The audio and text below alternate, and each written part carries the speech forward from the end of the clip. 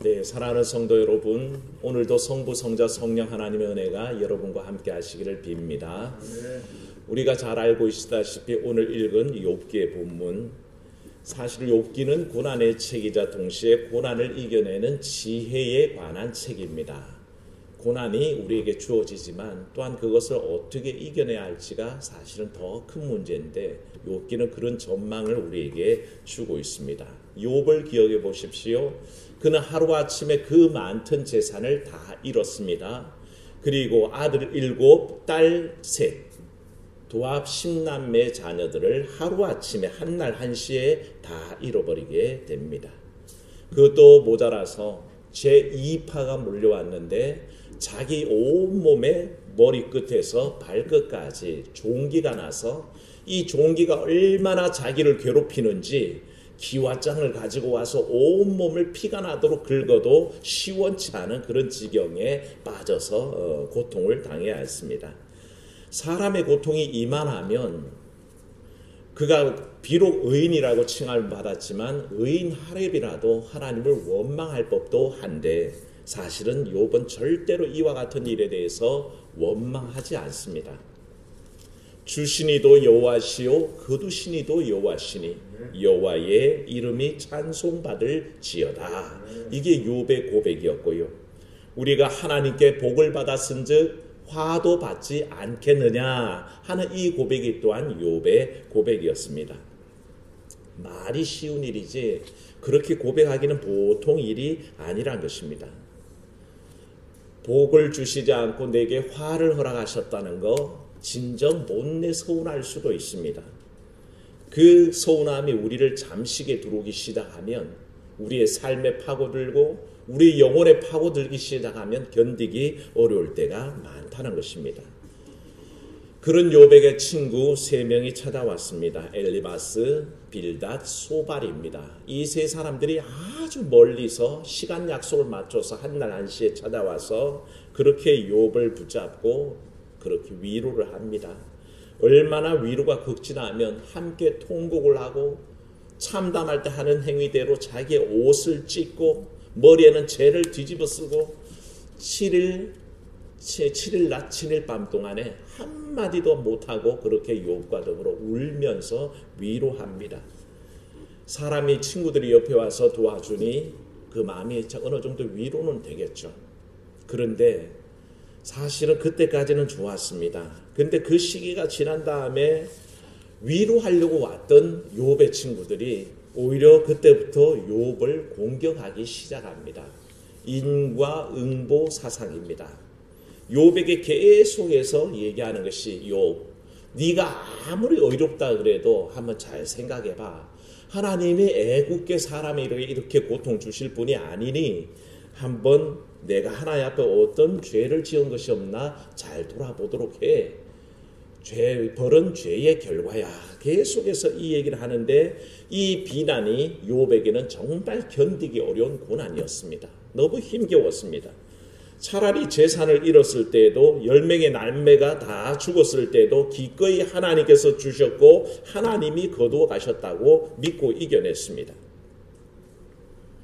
온몸에 종기가 나서 가려워서 기와장으로 몸을 긁는 한이 있어도 하나님을 원망치 않고 하나님께서 내게 복을 주시면 또한 화도 주시는 분이 아니겠느냐 하고 수긍하고 받아들이기도 했습니다. 결코 원망하지 않았습니다. 그런데 이제는 친구들이 와서 자신에게 닥친 불행을 자기 탓으로 추궁하는 데에 점점 견딜 수가 없었습니다.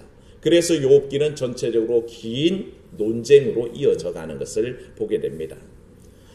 한 가지 다행인 것이 있다면 욥은 그때마다 정말 힘겨울 때 하나님 앞에 기도합니다. 욥의 간구의 내용이 욥기 전체로 7번이 등장한다고 제가 언젠가 말씀드렸는데요. 그 7번의 간구를 통해서 사람이 나를 너무 힘들게 할 때 하나님 앞에 간구합니다. 오늘 읽은 말씀이 그 욥의 4번째 기도에 해당하는데 이 말씀 속에 욥은 기도하면서 하나님 앞에 호소하기를 나무와 사람을 비교합니다. 나무는 희망이 있는데 하나님 사람은 희망이 없으니 어떡하겠습니까 하고 하나님 앞에 호소하는 모습을 보게 됩니다. 이 호수가 통해서 오늘 은혜를 나누기를 원하는데 욥의 상황을 짐작하면 이렇습니다. 우리가 권투를 보면요, 훅이나 어퍼컷이나 스트레이트 같은 아주 강력한 공격이 있습니다. 이건 한 방만 맞아도 큰 데미지를 입고 휘청거리는 것들입니다. 그래서 선수들은 이런 강한 공격이 들어올 때는 어떻게 합니까? 가드를 최대한 올리든지 내리든지 해서 그 한 방에 큰 공격을 막으려고 애씁니다. 그런데 이와 달리 아주 가볍게 톡톡 던지는 그런 무기가 있습니다. 그게 잽입니다. 잽을 톡톡톡 날리면 사실은 그거 아주 가볍게 여기기도 하는데, 권투 해설가들의 공통된 해설은 그렇습니다. 저런 공격을 자주 허용하면 안 되는데요, 계속 그렇게 해설합니다. 왜 그러냐 하면 그게 아주 사소한 잽인 것 같은데도 자꾸 허용하다 보면 어떻게 될까요? 그 데미지가 쌓여갑니다. 그래서 나중에는 정신이 혼미해지다가 큰 거 한 방을 막아낼 정신이 없어져 버린다는 것이죠. 그게 작은 데미지라도 누적되면 나중에는 큰 피해로 다가온다는 것을 권투가 예시하는데, 욥은 엄청난 파워의 공격이 왔을 때 가드를 잘 올려서 막습니다.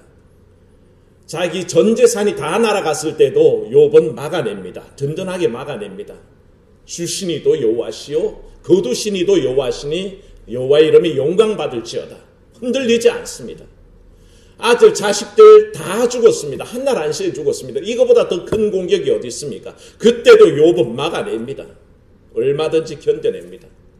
자기 온몸에 종기가 다 났는데도 얘기합니다. 그 아내가 자기를, 하나님을 차라리 저주하고 죽으라 그러는데 욥은 뭐라 그럽니까? 여호와께서 내게 복을 주셨으니 화도 주시지 않을까? 그렇게 결코 입술로 하나님에게 범죄하지 않습니다. 근데 문제는 친구들이 위로한다고 찾아와서 논쟁을 벌이면서 작은 잽들을 날리는데 이것을 막을 수가 없는 겁니다. 자기도 모르게 자기 마음속에 교만이 머리를 들기 시작했고요, 자기도 모르게 마음이 상합니다. 섭섭합니다. 그걸 이겨낼 수가 없습니다. 나중에는 자기를 합리화하는 데 바빴고 자기를 변호하는 데 바빠지기 시작하는 겁니다. 그러다 보니 하나님 앞에서 낮추고 하나님 앞에서 죄인임을 스스로 드러내는 게 아니라 오히려 친구들이 공격하니까 변호하면서 자기 의를 드러내고 자기 주장을 합리화하기 시작하는 겁니다. 그러면서 그는 아주 영적인 큰 데미지를 입고 가고 있다는 것을 전혀 깨닫지 못했다는 것입니다. 그런 상태에 있었던 욥인데, 한 가지 다행스러운 것은 욥이 언제나 위기 가운데에 기도하는 사람이었다는 것입니다. 사람에게 상처받으면서 하나님 앞에 기도합니다. 사람과 논쟁 벌이다가 그 마음이 상하고 지키면 그 고통을 가지고 하나님 앞에 호소합니다. 그런 기도가 사실은 욥을 지탱했었고, 나중에 어떻게 됩니까? 종국에는 승리했습니다. 갑절에 복을 누리며 판정성을 받게 되는 것을 보게 됩니다. 그는 진실로 하나님께 고백합니다. 자신이 당하고 있는 처지와 자기를 공경에 빠뜨리는 사람들의 논리를 하나님께 호소한다는 거죠. 공격하는 사람 누구입니까? 사람들이 나를 공격합니다. 그런데 응답은 누구에게 합니까? 하나님께 하기 시작한다는 것입니다. 그때에 욥이 승리할 수 있는 근거가 생겨난다는 것입니다.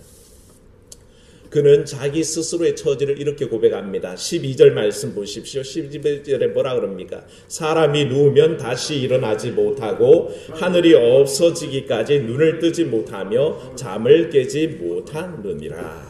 아멘. 이게 욥이 지금 생각하는 자기의 상태입니다. 사실은 인생은 누구든지 이런 모습입니다. 사람은 한번 꺾이면요, 한번 죽어 넘어지면 일어날 기력을 상실하는 게 사실입니다. 욥이 바로 그런 상황 속에서 하나님, 내가 한번 꺾이면 어떻게 일어나겠습니까? 내가 한번 죽은 사람같이 되면 어떻게 살아날 수 있겠습니까? 하나님 좀 돌아봐 주십시오 하고 호소하고 있는데요. 사실은 우리가 현재 코로나19 팬데믹 상황을 지나가고 있습니다. 대다수의 건강한 사람은 감기 걸린 것보다 못하게 살짝 지나간다는 이 바이러스가 왜 이토록 우리를 힘들게 하는지를 우리가 한번 생각해 봐야 됩니다. 모든 전문가들의 일치된 견해가 뭔지 아십니까? 이 바이러스가 힘든 이유는 무증상 감염자가 너무 많다는 것입니다.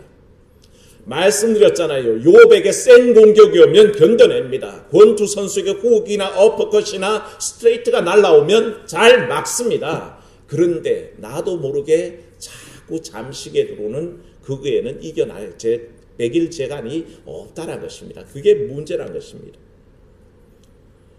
천천히 자기가 잠식당하고 있는데 자기가 닥쳐온 고난들의 실패들의 어려움들에 자기도 모르게 잠식되고 자기가 거기에 지고 있다는 것을 자기가 모른다는 것입니다. 자각 증상이 없다는 것입니다. 그러는 거 어떻게 됩니까? 사람들이 그런 고통 속에 있으면 자기도 모르게 의심과 불만과 불화가 쌓여서 갑니다. 그게 우리 스스로 괜찮다고 생각하고 있는데 나는 자각하고 있지 않은데 내가 지금 뭔가 영적으로 틀어져 있고 사람 관계에서 실패하고 있고 내 말도 달라져 있고 행동 방식도 달라져 있는데 문제는 내가 자각하지 못한다는 것입니다. 그게 코로나의 무서움이요 또한 영적인 바이러스의 무서움입니다. 뇌 속에 그런 것들이 잠식에 들어오는데 내가 그걸 모르고 있기 때문에 점점 어떻습니까? 팬데믹 상황으로 가죠. 영적인 것도 마찬가지입니다. 내가 그런 내 영적인 상태를 자각하지 못하면 나의 영적인 팬데믹 상황은 오고 만다는 것입니다. 언젠가는 크게 무너질 수밖에 없게 되는 거죠. 사랑하는 여러분, 자각하십시오. 깨달아야 합니다. 내 속에서 일어나고 있는 불만을 깨달아야 합니다. 내 속에서 영적으로 깨어있지 못하고 인간적으로 대응하는 그런 모습, 나의 연약함을 자각해야 합니다. 나는 부족한 사람인 것을 알아야 합니다. 내 속에 쌓여가고 있는 절망의 어두움을 자각해야 됩니다. 아무런 소망도 없고 아무 희망도 걸지 않는 믿음도 없고 하나님을 의지하는 마음도 없어지는 우리들을 자각해내야 된다는 것입니다. 그래서 어떻습니까? 사랑하는 여러분, 기도하는 여러분 되시기를 축원합니다. 기도해야 됩니다. 욥은 자각합니다. 기도하면서 깨닫습니다. 아하, 나는 넘어지면 별 볼 일 없는 존재구나. 나는 넘어지면 다시는 일어날 수 없는 존재구나. 그렇게 고백하면서 그는 자기도 모르게 부지불식 중에 나무를 떠올립니다. 나무의 희망을 얘기합니다.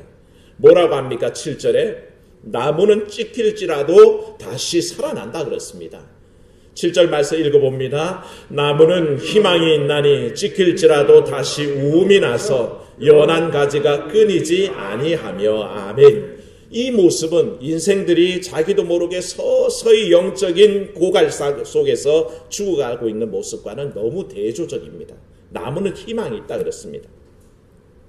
불만, 불평, 원망이 쌓여 있는데 자기도 모르게 지내다가 기도할 줄도 모르고 감사할 줄도 모르고 그렇게 원망과 고통 속에서 말라 죽어가는 인생과는 이 전혀 다른 나무의 희망이 있더라는 것입니다. 나무는 찍어내도 잘라내도 다시 살아나는 모습을 바라보며 고백하는 겁니다.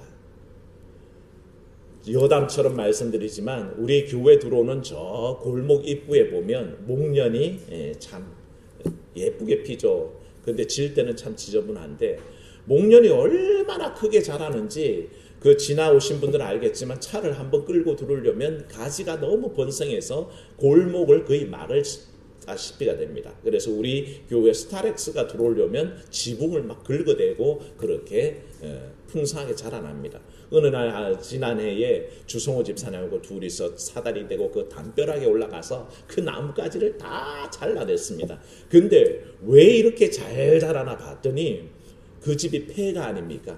그 폐가에 사람들이 동네 사람한테 지나가면서 쓰레기 봉투를 그냥 휙휙 집어 던져 넣었더니 이게 사람에게는 쓰레기 썩는 냄새가 아주 고약하지만 식물들은 이 썩은 물이 양분이 되는지 그게 수백 개가 그 안에 있습니다. 이제는 뭐 다 썩어버려서 냄새도 안 나는데 그게 양분이 돼서 자라는 모습을 보게 됩니다.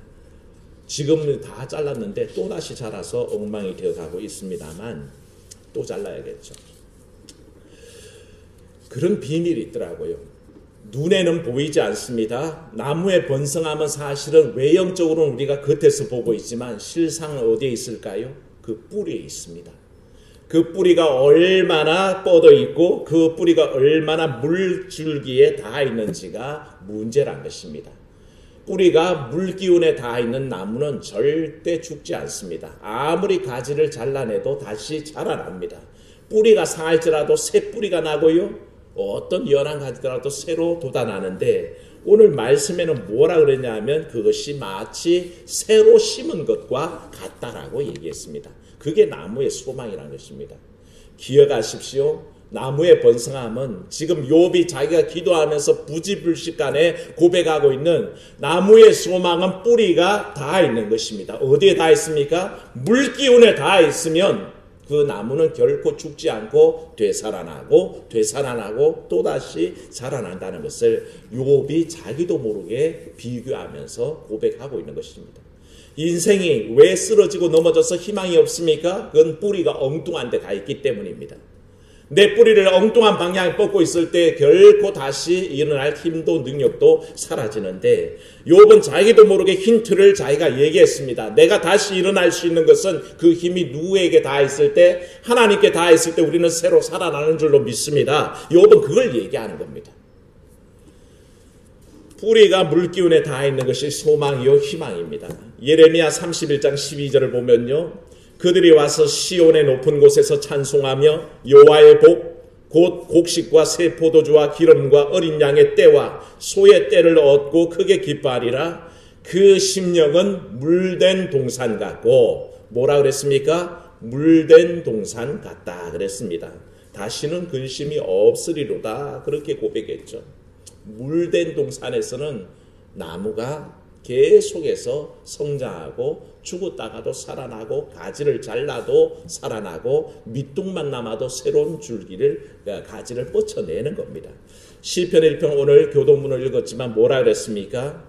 3절에 저는 시냇가에 심은 나무가 시절을 쫓아 과실을 맺으며 그 잎사귀가 마르지 아니함 같더니 그 행사가 다 형통하리로다 그렇게 얘기했습니다. 시편 기억하십니까? 복 있는 사람에 관한 얘기 아닙니까? 오직 악인의 길은 버려버리고 하나님이 기뻐하시는 여호와의 율법을 즐거워하여 주야로 묵상하는 자입니다. 그런 사람의 삶은 뭡니까? 시냇가에 심은 나무. 오늘 우리 기도하신 김영진 집사님 별칭이 시냇가에 심은 나무. 네, 시냇가에 심겨진 나무는 결코 마르지도 죽지도 않습니다. 다시 살아난 역사가 있다는 것입니다. 에스겔이 어느 날 환상을 봅니다. 에스겔 47장에 보면 그가 환상을 보는데 성전에서 물이 생수가 쏟아져 나옵니다. 에스겔이 그 생수 가운데 갔는데 처음에는 발목에 옵니다. 그 다음에는 무릎에 이릅니다. 그 다음에 허리에 이릅니다. 조금 더 지났더니 어떻게 됩니까? 나중에는 헤엄쳐야 할 만한 물이 되어버리고 사람이 능히 헤엄칠 수 없는 물이 되었다고 얘기합니다. 그런 환상을 보며 에스겔이 얘기하기를 강 좌우가에는 각종 먹을 과실나무가 자라서 그 잎이 시들지 아니하며 열매가 끊이지 아니하고 달마다 새 열매를 맺으리니 그 물이 성소를 통하여 나옴이라. 어디를 통하여서요? 성소를 통해서 나온다 그랬습니다. 하나님의 말씀이 성전에서부터 흘러와서 우리를 적시기 때문에 그 열매는 먹을 만하고 그 잎사귀는 약재료가 된다라고 에스겔이 환상 중에 고백하고 있는 것입니다. 말씀의 생수요, 이 물이 결국에는 사람을 살리고 회복시키는 약재료 같은 잎사귀가 된다고 말씀하고 있습니다. 또 하나의 환상을 볼까요? 사도 요한이 밤모섬에서 환상 중에 본 것들을 기록한 것이 요한계시록입니다. 요한계시록 22장 2절에 보면 생수의 강이 길 가운데로 흐르더라. 강 좌우에 생명나무가 있어서 12가지 열매를 맺되 달마다 그 열매를 맺고 그 나무 잎사귀들은 만국을 치료하기 위하여 있더라 했습니다. 생명수 강이 흐르고 그 길가에 생명나무가 있는데 그 생수의 강을 마시는 모든 나무들은 열매를 맺고 잎사귀들이 만국을 치료하기 위한 것이라고 고백합니다.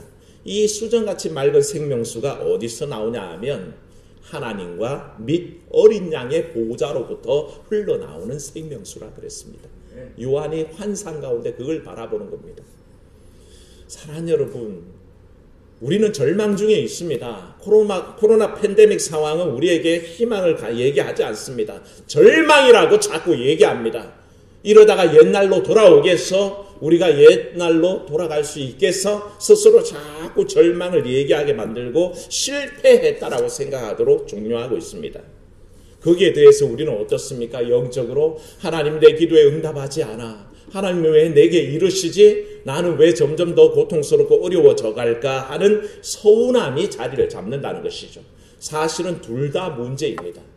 외적으로는 코로나 팬데믹이 우리를 너무 괴롭히고 있고요. 내적으로는 거기에서 무기력해져서 아무런 영적인 대응을 하지 못하는 상태로 나아가고 있다는 것입니다. 사랑하는 여러분, 이유가 뭡니까? 결국 나무가 그 생수 가운데로 뿌리를 내리지 않으면, 그 물기운 가운데 닿지 않으면 말라 죽고 다 모든 잎사귀가 쪼그라들 것입니다. 그러나 물기운에 닿는 뿌리가 있다면 다시 살아나고 또 다시 살아난다는 것입니다. 사랑하는 여러분, 여러분의 영적인 뿌리를 하나님께 내리시기를 축원합니다. 말씀의 뿌리를 내리십시오. 기도의 뿌리를 내리시고 찬양의 뿌리를 되찾으십시오. 그러면 삶이 살아난다는 것입니다. 아무리 찢겨도 다시 살아나는 그 나무처럼 우리는 하나님 말씀에 기도함으로 찬양 중에 그 뿌리에 잇대고 있으면 우리는 다시 살아나고 다시 일어선다는 것입니다. 욥은 자기의 기도처럼 종국에는 하나님께로부터 의롭다 하심을 얻습니다. 같이 논쟁했던 친구들은 욥에게 사과하라고 하나님께서 직접 말씀하십니다. 사과의 뜻으로 제사 지내게 하셨으니까요. 잃었던 모든 것을 갑절로 회복하는 그런 놀라운 복도 허락하셨습니다. 사랑하는 여러분, 다른 방법 없습니다. 인류가 이 팬데믹을 이겨내려면 우리의 삶이 하나님께서 원하시는 영적인 삶으로 돌아와야 됩니다. 하나님께서 원래 창조하신 창조 질서를 따라 돌아와야 됩니다. 그게 바로 우리 뿌리를 하나님께로 잇대는 작업입니다. 그게 잇대어 있을 때만이 우리는 살아나는 것입니다. 주님 말씀하셨습니다. 나는 포도나무요 너희는 가지라. 주께서는 포도나무요 우리는 가지라 그랬습니다. 주와 우리가 연결되어 있습니다. 그래서 주께서 내 안에 내가 그 안에 있으면 사람의 열매를 맺는 존재이나 떠나면 아무것도 할 수 없는 존재입니다. 주님은 그걸 가르쳐 주셨습니다. 그래서 여러분들의 삶의 뿌리를, 삶의 근거를 다시 주님께로 돌리십시오. 그러면 희망이 있습니다. 소망이 살아나는 줄로 믿습니다. 그런 성도들 되시기를 주의 이름으로 축원합니다. 은혜로우신 하나님, 희망이 있습니까? 라고 물어볼 때에 살아가는 성도들 주 앞에서 고백하며 우리의 뿌리가 하나님께 닿아 있기에, 우리의 영적인 줄기가 하나님의 물기운에 있기에 우리는 능히 살아날 줄로 믿습니다. 고백하게 하여 주시옵소서. 참으로 사람이 한번 쓰러지면 도저히 회복할 수 없고 코로나 팬데믹의 상황이 우리의 삶을 예전으로 돌릴 수 없다고 절망적으로 전망하지만 하나님, 우리는 바라봅니다. 우리의 삶의 말씀의 뿌리가 주께 닿아 있고 기도의 뿌리가 주께로 향하여 있고 찬양의 뿌리가 우리 주님께로 닿아 있으면 우리 삶은 날마다 살아나고 회복됨을 고백합니다. 주여, 그런 귀한 은혜를 허락하여 주시옵소서. 결코 고난 중에서도 어떠한 큰 고난에도 그 절대 물러서지 않았던 욥이 친구들의 잦은 논쟁 속에서는 점점 실망하고 무너져 갔던 것을 우리가 봅니다. 우리도 이와 같지 않을까 두렵습니다. 참으로 나의 작은 사소한 일상에서 하나님을 잊어버리고 기도의 능력도 상실하고 말씀의 권능도 믿지 못하게 되는 우리의 상황을 돌아보게 하여 주시옵소서. 자각하게 주시옵소서. 그리하여 돌이키고 내 속에 아무런 능력이 없으면 내가 이대로 자빠지면 다시는 일어날 수 없는 사람인 것을 깨닫고 주 앞에 돌아오는 귀한 현적 교우들 되게 역사하여 주시옵소서. 주 예수님 이름으로 기도하옵나이다. 아멘.